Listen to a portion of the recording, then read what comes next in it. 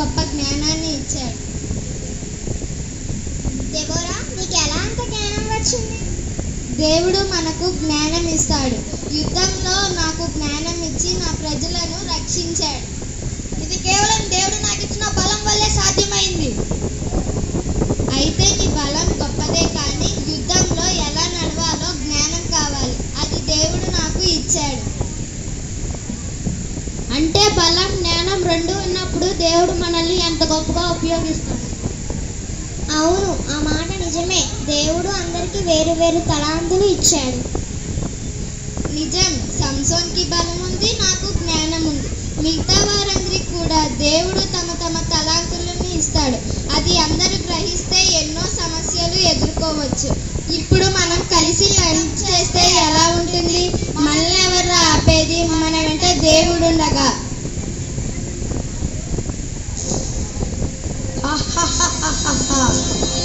ఈరోజు ఇశ్రాయేలు ప్రజల్ని ఎలాగన్నా ఓడించాలి. ఈ దేవుడు నిజంగా గొప్పవాడైతే యుద్ధం చేద్దాం రండి.